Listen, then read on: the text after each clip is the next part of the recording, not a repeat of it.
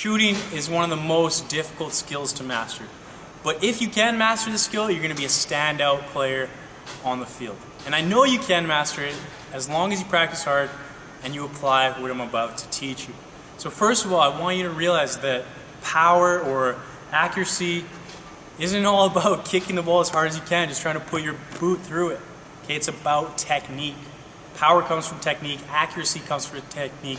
Shooting is all about technique. So you don't need lots of power in the beginning. If you master the technique, really pay attention to technique, learn about technique, the power will come, and then on top of that, you can add more power by trying to kick the ball harder.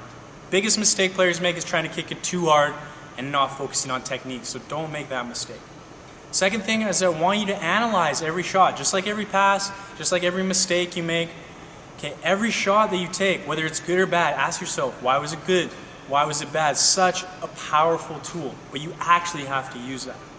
Finally, you have to shoot every day. Okay, if you're just practicing shooting once a week, in reality, most players are going to practice twice a week, but they're not shooting the whole time. Maybe they get 4 or 5 shots the whole practice. That's not enough.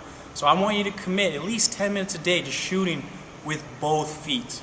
Okay, I don't care how bad your weak foot is, you need to make it better. I don't care how good your strong foot is, you need to make it better. Always practice with both feet. So we're going to look at 3 different techniques. First is laces, second is a curled finish with the inside or outside of your foot, and the third one is a chip or a scoop finish. So first let's look at laces, because I think this is where you really need to start. This is where you're going to get the most confidence around shooting. Technique, remember, power comes from technique. So focus on the technique, the power will come. So first thing is your body positioning when you're about to take the shot. Okay, I want to get over the ball. I want to plant my foot either beside the ball or a bit in front of it. This is going to help me get over. It's going to help me generate more power. Okay, if I'm planting back here, I can't generate power. I'm just putting my toe through the ball. If I plant right here, you can see how I can generate much more power with this type of motion. Okay, so keep your planting foot beside or in front of the ball. You want to get nice and low, get this power like this, and I want my chest over the ball. Okay, if I'm leaning back like this and you're trying to kick it hard, it's always going to go high. Okay, so really lean over the ball, get your body over the ball, and then when I hit the ball, I want my whole body to fall through to my target. Okay, if I'm hitting it and I'm pulling away like that, it's probably going to spin to the left. If I'm hitting it and I'm going up through this, it's probably going to go to the right. So you want to try to take your body through towards the goal. Okay, you're going to have to practice that to see what I mean. So next thing is your foot technique. Flex this foot. Okay, it has to be hard. Just try to flex it. Try to point your toes down, make it as hard as you can. If you hit it with a weak ankle, it's going to be a weak shot. Okay, a lot of players are shooting the ball and what's happening is they're coming through like this. Okay, that's just going to create lots of backspin. It's going to be easy for the keeper to block. So what you want to do is flex foot. When you fall through, you want to keep that flex foot. You want to keep your toes pointed towards your target. Okay?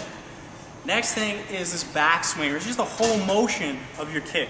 If I'm just trying to kick the ball like this, okay, I'm not going to get much power. If I'm trying to kick it like this, you can see how I would generate more power, right? Just like a golf swing. The further you go back, the more power you can generate. If I'm just going to here, a little chip shot, I can't get as much power. So focus on that big backswing, nice follow through towards your target. Last thing I want you to think about is when you do hit the ball, landing on your planting foot. Okay, this is going to help you get some more power. So yes, you can shoot and just stay like that. I want you to go through the ball, land on that planting foot like that.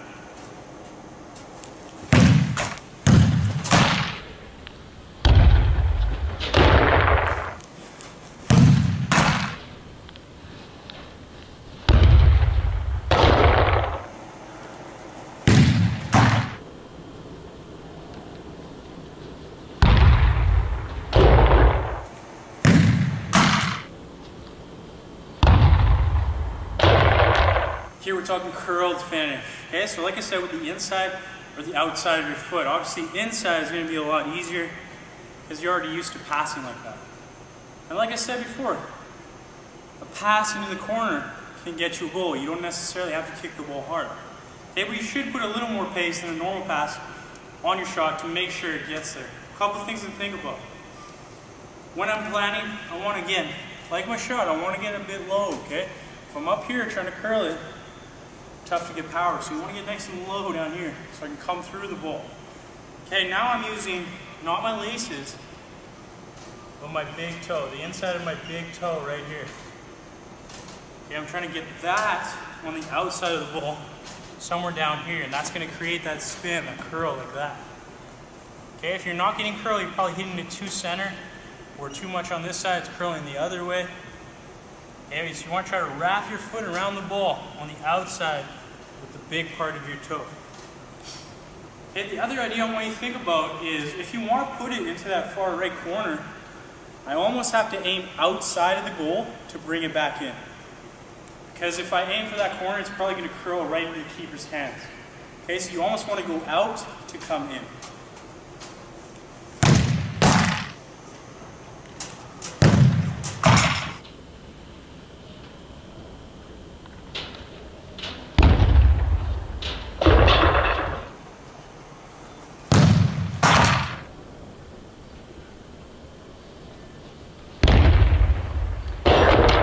If you already watched the passing tutorial, you did a chip pass, this is the exact same thing on the shot, okay? You just want to make sure that you're getting over the keeper's hands. So you can take two approaches. From distance, you probably want to use more of a traditional chip that we talked about. So you're jamming your toes underneath the ball, okay? You want to focus on your body positioning. If I'm coming from the side and I'm leaning this way, the ball is going to curl that way. So if you want to go straight, you need to approach it straight, okay? Chipping and my body positioning straight. I'm trying to keep everything moving forward.